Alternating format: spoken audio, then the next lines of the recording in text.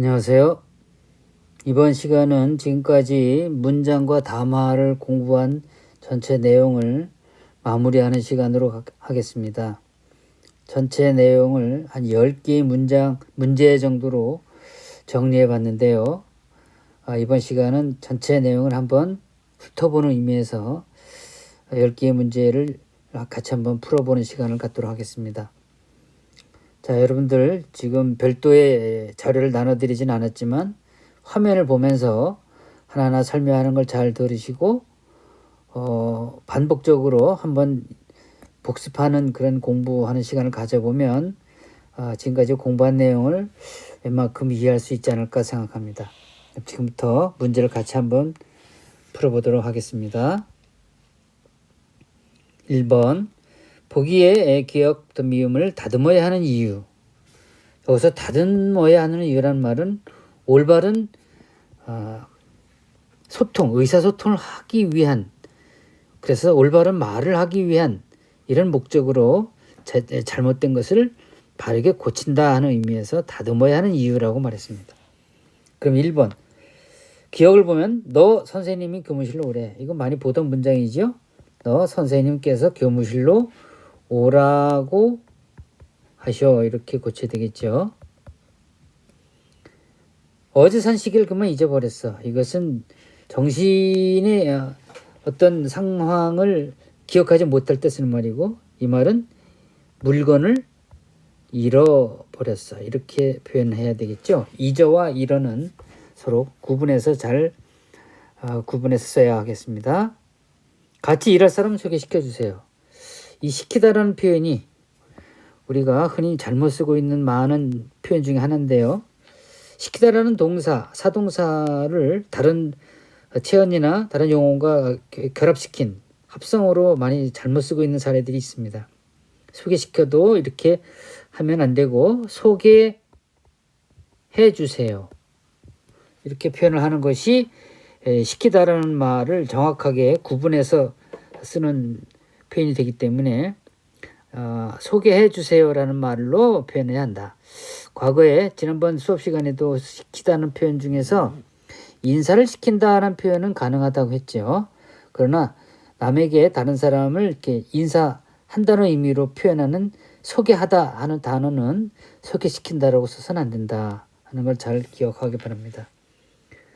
훈화는 선생님의 일부분, 신체 일부분이나 어떤 수단을 나타내는 것이기 때문에 계시다라는 높임을 뜻하는 특수 어휘를 직접 적용할 수는 없죠.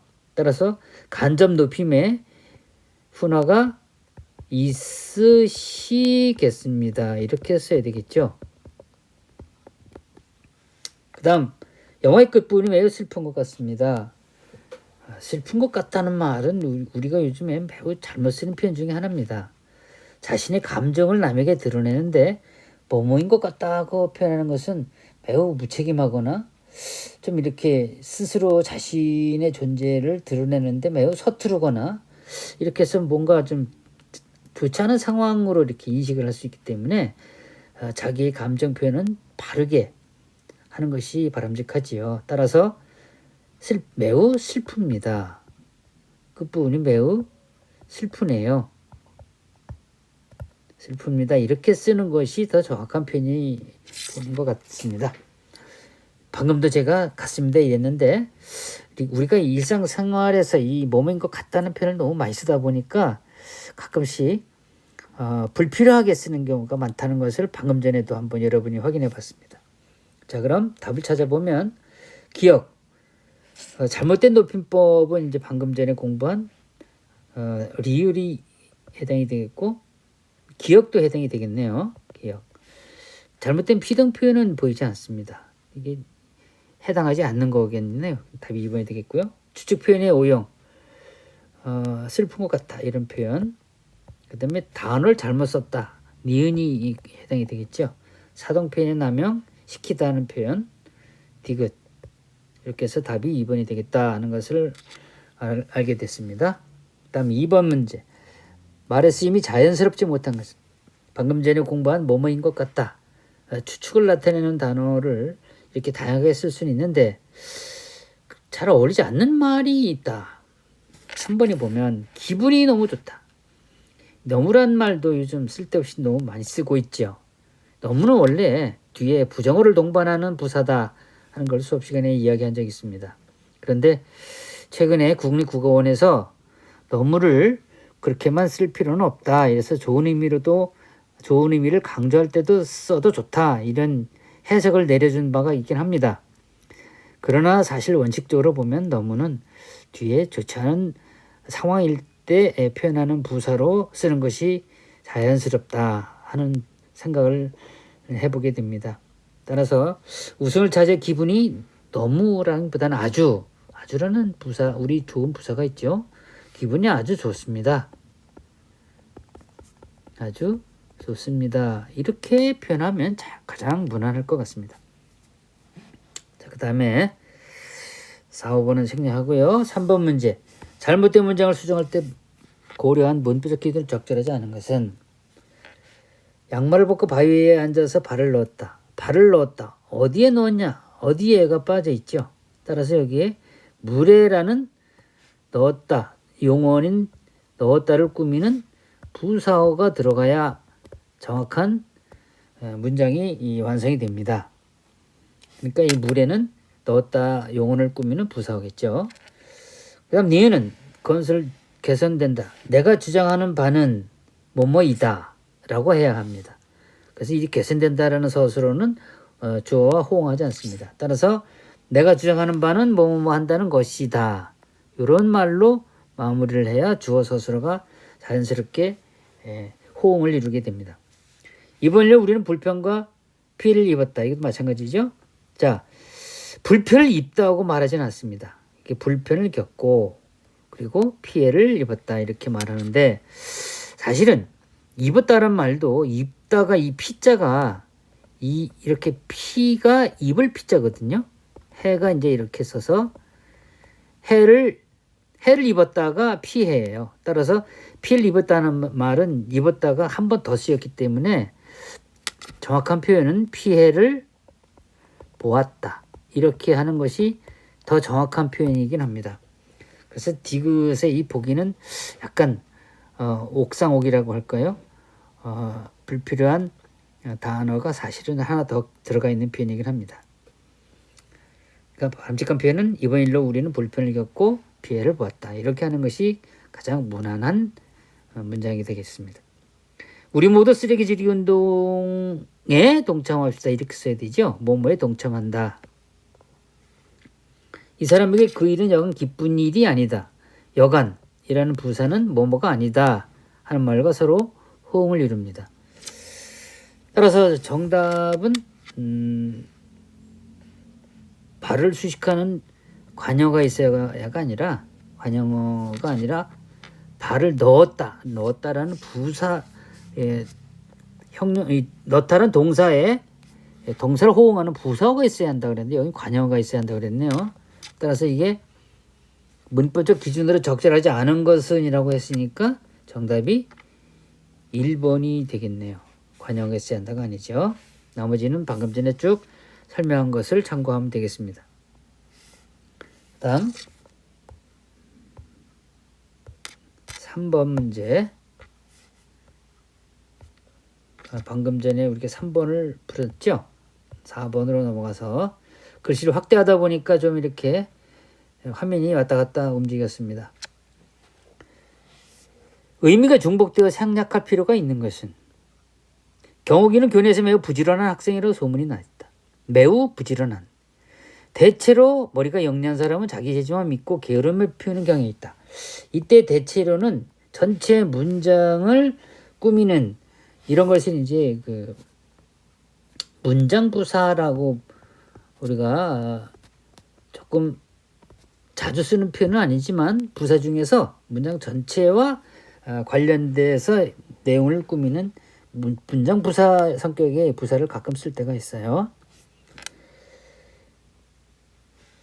그러나 경욱이는 머리가 명석한 편인데도 열을 가지고 열심히 공부한다.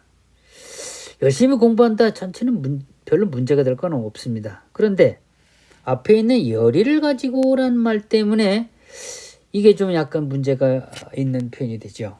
왜냐하면 열이라는 단어가 이 열자가 열렬히 뭐 이런 의미를 가진 어떤 일을 이루기 위해서 아주 정성을 다한다 이런 뜻이 있거든요. 그러니까 여기에 열자와 이 열심히 할 때의 열자가 같은 한자예요. 따라서 의미가 중복된다 이렇게 봅니다.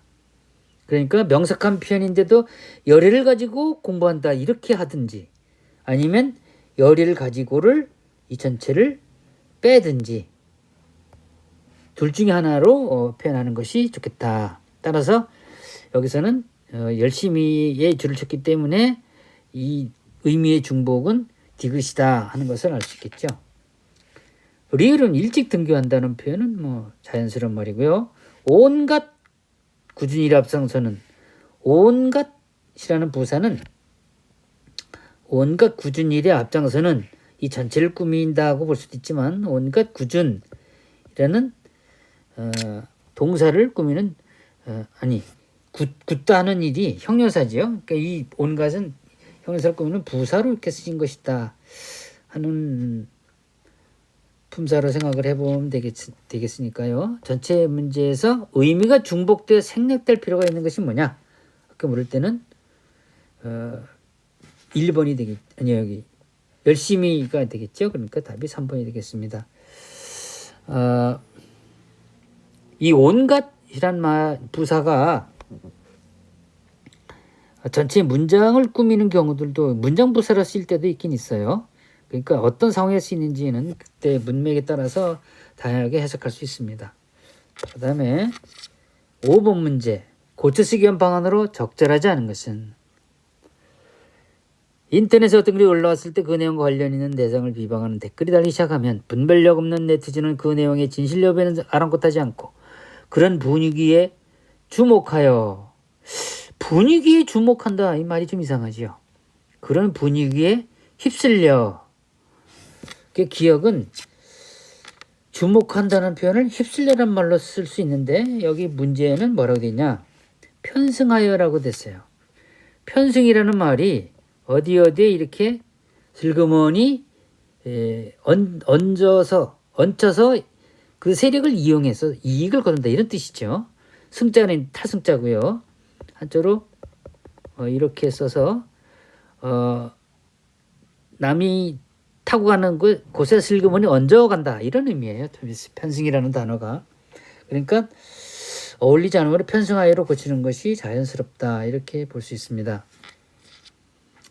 그 다음에 이렇게 해서 만들어진 무책임한 여론은 대개 순식간으로 확산되기 순식간으로라고 쓰지 않죠. 순식간에 확산되기 쉽고 이렇게 쓰는 게 정상이죠. 심한 경우에는 그로 인해 희생과 발생하는 안타까운 결과입니다. 그렇다면 학생 댓글 문제 해결 방법. 자, 이 디귿은 명사가 지금 악성, 댓글, 문제점, 해결, 방법 5개의 명사를 그냥 쭈루룩 이어썼습니다. 이런 것을 이제 명사화 구성이라고 하는데요. 이 명사화 구성에 대해서는 밑에 좀 이따 다시 설명을 하도록 하겠습니다. 증폭된다는 것 자체가 이미 이 피동의 성격을 띠고 있는 단어인데 여기에 어지라고 하는 피동 전미사가 또 붙었다. 따라서 증폭되는 이라는 표현을 쓰는 것이 바람직하겠다 이렇게 생각이 되고 쭉 내려가서 네티즌의 자발적이고 적극적인 노력이 더해져야 한다는 것이다. 더해져야 한다는 것이다. 자, 주어가 뭔데 이렇게 썼을까요? 결국 인터넷 게시판을 정화하기 위해서는 뭐뭐뭐 해야 한다는 것이다. 이렇게 말을 해서 적절할까요? 이거는 이제 더해지는 것이다. 이렇게 고치는 게 무난하겠죠. 뭐뭐 하기 위해서는 뭐 적극적인 노력이 더해지는 것이다. 이렇게 해서 전체 모양이 좀 적절하지 않은 그러니까 더해지는 것이다라고 고치면 말이 좀 이상해진다는 그런 의미가 되겠죠. 다시 한번 볼까요? 결국 게시판을 정화하기 위해서는 포털 사이트만 문제 해결을 맡겨서는 안 되고 네티즌의 자발적이고 적극적인 노력이 더해져야 한다는 것이다. 이렇게 쓰는 게 맞는 말이죠. 더해지는 것이다라고 고치는 것 자체가 이상하죠. 여러분들이 약간 혼란을 좀 겪을 수 있는 말이긴 한데 이것을 다시 한번 주어 앞부분에 뭐뭐 하기 위해서는 뭐뭐 해야 한다는 것이다. 이런 식으로 문장 주어와 서술어가 호응돼야 한다는 걸 잘 좀 이해해야 되겠습니다. 따라서 5번은 고칠 필요가 없는 말을 고쳤어요. 그러니까 이게 정답이 되겠습니다. 자, 그런데 여기서 아까 명사어 구성이라는 말이 나오는데요. 이건 우리가 수업 시간에 공부한 적은 없습니다만은 조금 깊이 있게 들어가는 의미에서 한 번쯤 살펴볼 필요는 있다. 뭐뭐 구성이라는 말에는 이제 명사어 구성과 관형사화 구성이라는 게 있는데 이게 무슨 말인지 잠깐 한번 좀 보도록 하겠습니다. 자, 여기서 명사어 구성이라는 말을 이 용어는 사실 몰라도 좋아요. 그런데 지금 이제 예시문을 좀 같이 보면 되겠습니다. 그 전에 한번 잠깐 읽어보면 용언이나 용언의 활용형을 문장 속에서 명사로 만드는 것을 말하는데 이게 남용, 지나칠 경우 문장이 의미가 전달하기 어렵다는 경우가 있는데 크게 한 3가지 정도로 이렇게 나눈다 하는 것을 생각해 볼 수 있어요. 자, 먼저 의존 명사를 남용하는 경우가 있다. 이 제품은 튼튼하다는 것과 저렴하다는 것이 특징이다. 이렇게 뭐뭐 하는 것과 뭐뭐 하는 것 이렇게 나열할 필요가 없다는 거죠. 어떻게 해야 하느냐? 이 제품은 튼튼하고 저렴하다는 것이 특징이다. 이런 식으로 표현하면 될 걸 괜히 이렇게 길게 쓰는 경향이 있다. 이것도 고쳐야 할 것이고 그 다음에 불필요한 명사형이 뭐뭐뭐함이 뭐뭐하다. 이런 표현도 우리말 적절한 표현이 아닙니다.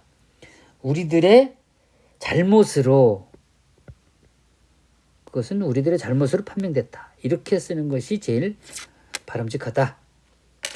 다음에 방금 전에 본 것처럼 지나친 명사가 이렇게 많이 쓰는 경우가 종종 신문이나 다른 언론 이런 데서 볼 수 있어요. 수해 방지 대책 마련. 명사를 이렇게 4개나 쭈루루 이어서 쓰는 이런 말투들이 우리 주변에서 가끔 볼 수 있는데요. 이것도 간단히 이렇게 좀 끊어서 표현할 필요가 있죠. 어떻게 해야 됩니까? 수해를 방지할 대책을 그 다음에 이 부분 철저하게 해야 한다. 이런 표현은 좀 우리말에 적절한 말이 아니에요. 그래서 순서를 좀 바꿔서 철저하게 마련해야 한다. 마련해야 한다. 자, 그리고 다시 한번 볼까요? 수해를 방지할 대책을 철저하게 마련해야 한다. 이렇게 하면 말이 쉬워요. 그런데 이렇게 길게 씀으로써 이상한 말투가 만들어진 것은 바람직한 우리말 표현이 아니다. 이런 얘기고.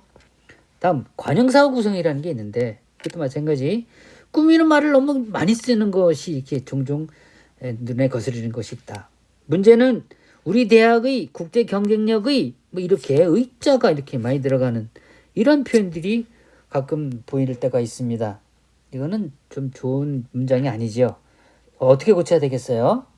문제는 우리 대학의 국제 경쟁력이 이 낙후라는 말이 있을 때 어려운 단어인데 뒤떨어진다 이런 뜻이거든요. 그럼 어떻게 써야 되겠어요? 문제는 우리 대학의 국제 경쟁력이 떨어진다는 것이다. 떨어진다는 것이다. 이렇게 쓰면 어때요? 좀 이해가 쉬울까요? 문제는 우리 대학의 국제 경쟁력이 떨어진다는 것이다. 이러면 말이 쉽죠. 불필요한 한자어를 씀으로써 말이 좀 이상하게 겹치는 이런 오류를 없앨 수 있습니다. 밑에도 마찬가지죠. 이것은 후유증 없는 안전한 고도의 정밀한 수술이다. 이런 말들도 어쩌다 우리가 한 번씩 볼 수가 있어요. 이런 건 참 안 좋은 말투입니다. 이것은 후유증이 없고 이러면 아주 쉽게 일단 문장을 끝낼 수 있죠. 그리고 안전하며 후유증이 없고 안전하며 고도의, 이것도 고도로 정밀한, 이렇게 고쳐보세요. 고도의 정밀한, 고도로 정밀한, 이러고 고쳐서 한번 다시 보겠습니다. 이것은 후유증이 없고 안전하며 고도로 정밀한 수술이다. 이러면 말이 쉽죠. 이런 식으로 관용어가 남발되거나 또는 이렇게 명사형 표현이 너무 많다거나 이런 표현들은 우리말을 제대로 표현하는데 매우 그 잘못된 사례에 해당이 된다 하는 것을 확인할 수 있겠습니다. 자, 그 정도 하고 다음 문장으로 넘어가겠어요.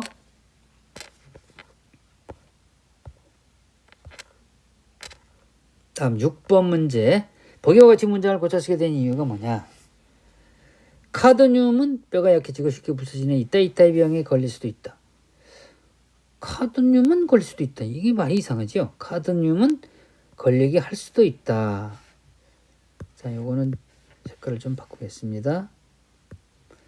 카드뮴 뼈가 약해지고 쉽게 부서지는 이따의 병에 걸리게 할 수도 있다. 이렇게 고쳐야 될 이유가 뭐냐?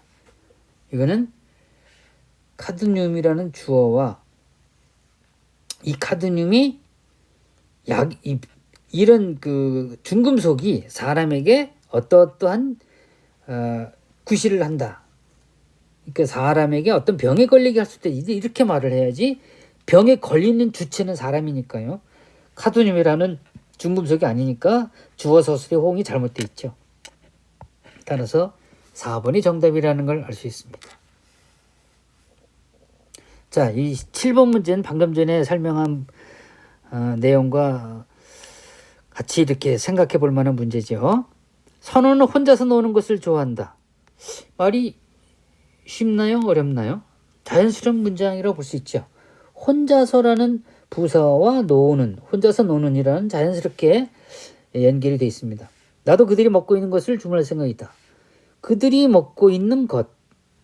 전체적으로 문장이 자연스럽습니다. 수업이 빨리 끝나기만을, 이것도 자연스럽게 연결이 돼 있어요. 그가 살고 있는 마을의 풍경은, 그가 살고 있는 마을, 이것도 우리가 앞에서 배운 관형절이 안겨 있는 문장이지요. 마을의 풍경은 한 폭의 그림 같다. 자연스러운 문장입니다. 근데 5번에 보면 그들의 살아갈 미래는 삭막한 비정한, 이게 이제 관형어가 두 번 이렇게 중복돼 있어요. 어떻게 해야 될까요? 그들이 살아갈 미래는 삭막하고 비정한, 이렇게 써야 자연스러운 우리의 문장의 형태가 되겠습니다. 따라서 자연스럽지 못한 건 5번이 되겠죠. 그 다음 8번. 보기를 바탕으로 할 때 고칠 필요성이 없는 것은, 이라고 해서 없는 것은 문장들 연결할 때 논리적으로 합당하지 못한 문장을 만드는 경우가 있다. 문장의 의미를 정확하게 전달하기 위해서는 이어지는 말들의 논리관계가 뚜렷해지도록 문장을 구사해야 한다. 그래야 앞뒤가 딱 들어맞는 논리적인 문장이 될 수 있다. 두 개 이상의 문장을 읽을 경우에는 문장 간의 논리적 관계를 따져본 뒤에 알맞은 접속어미나 접속 부사를 사용해야 한다. 자, 그러면 보기 5개 중에서 고칠 필요성이 없이 자연스러운 문장이 뭘까요? 한번 보겠습니다. 그는 공부를 함으로 도서관에 갔다. 말이 좀 이상하죠? 공부를 하기 위해 가는 거지 함으로 갈 리는 없죠. 따라서 이 함으로는 어떻게 고쳐야 되겠어요?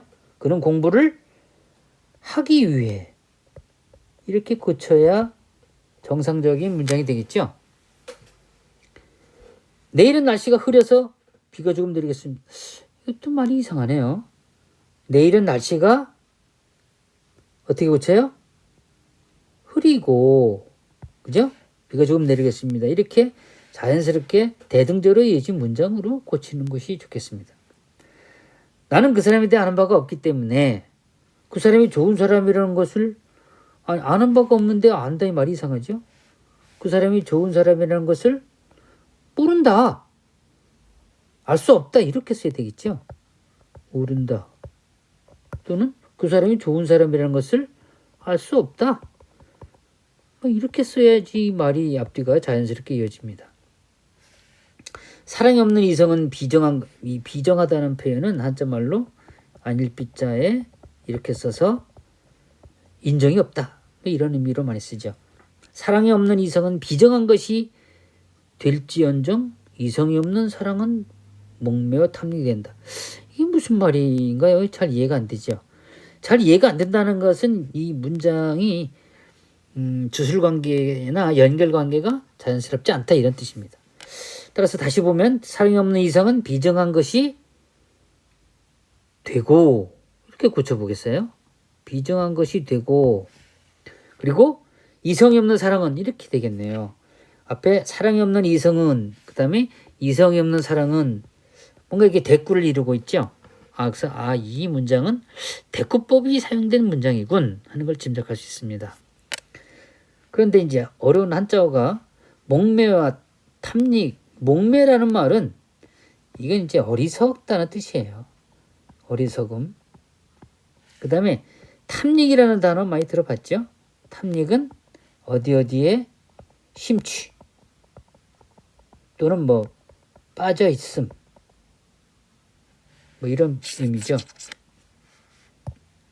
그래서 이거는 이제 이성이 없는 사랑은 목매에 탐닉이 된다. 이 말은 이제 될지언정을 되고로 고치면 자연스럽게 말이 됩니다. 재해대책본부에서는 현재까지 재산 피해를 600원을 집계하고 있으나 피해액은 앞으로 증가할 것으로 보인다. 별로 잘못된 말은 없는 것으로 보이죠. 정답을 5번으로 보면 되겠습니다. 다음 9번. 보기에 제시된 선생님 설명에 따라 고치는 방안으로 적절하지 않은 것은. 자, 그녀는 웃으며 걸어오는 친구를 만났다. 여기서 웃으며 걸어오는이 그녀인지 친구인지 불분명하죠. 따라서 기억의 웃으며를 친구의 뒤로 돌리면 어떻게 되나?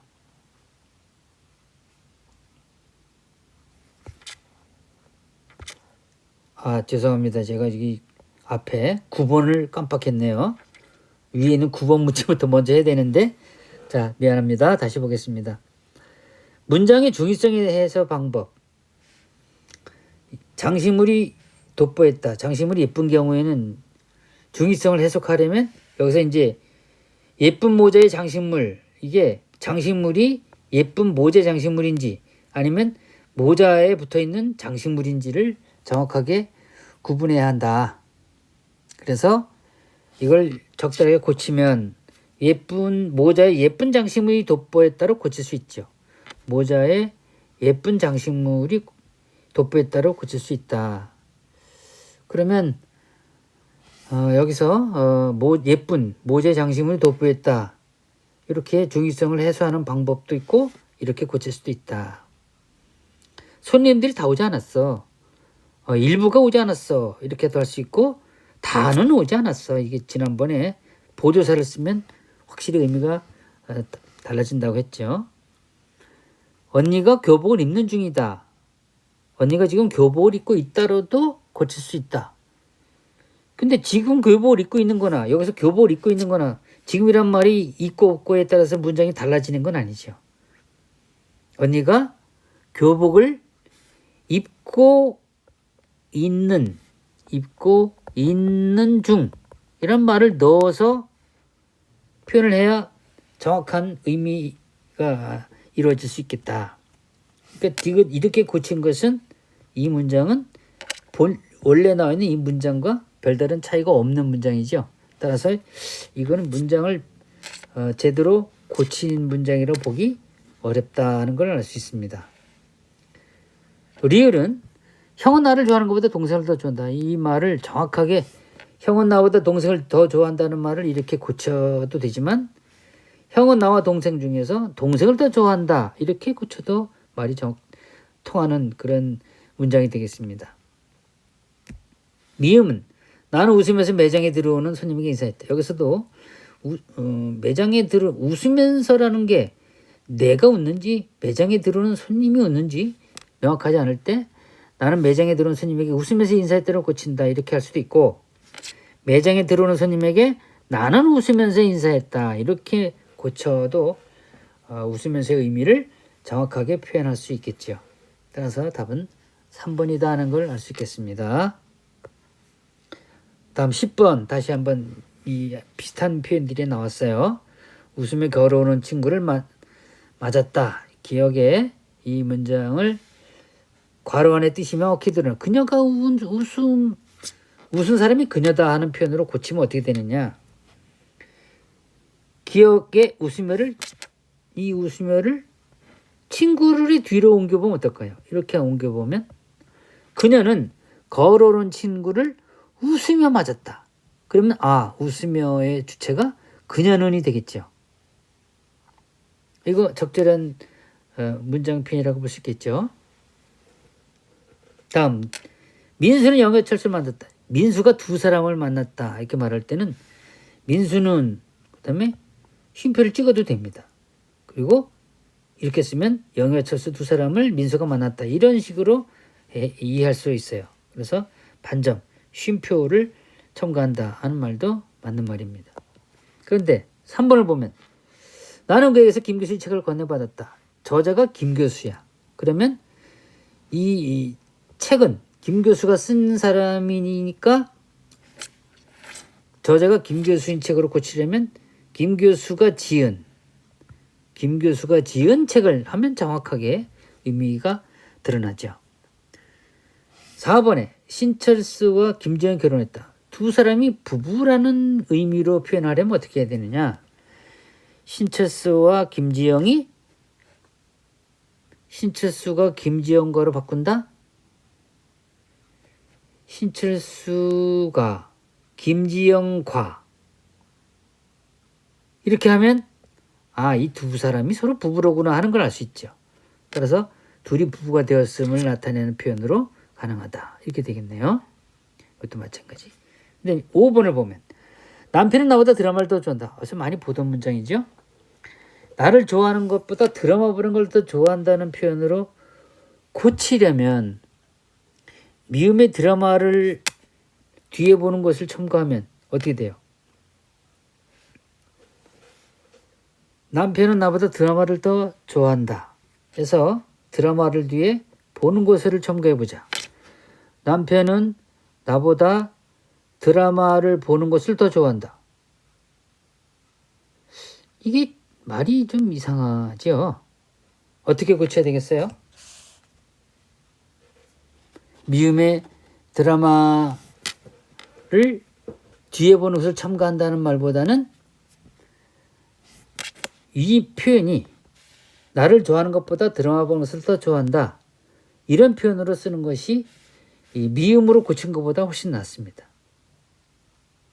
따라서 5번은 적절하게 고친 문장이라고 보기 어렵네요. 따라서 정답은 5번으로 하는 것이 좋겠다 이렇게 생각합니다. 자, 지금까지 10문제를 한번 쭉 풀어봤는데요. 전체 내용을 총 복습했다고 말하기는 좀 많이 부족하죠. 그러나 우리가 이제 3차례에 걸쳐서 여러 문제들을 골고루 풀어봤는데 이번 시험 문제를 접할 때 여러분들에게 얼마나 도움이 되는지 모르겠습니다. 혹시 지금까지 설명한 것 중에서 좀 이해가 좀 잘 안 됐거나 좀 부족한 것이 있다 하는 것이 있으면 표시를 해놨다가 다음 주 월화수 3일 학교에 나오는 날 그날 수업 들어가서 선생님한테 질문을 하면 선생님이 아는 범위 내에서 충실하게 설명을 해드리도록 하겠습니다. 지금까지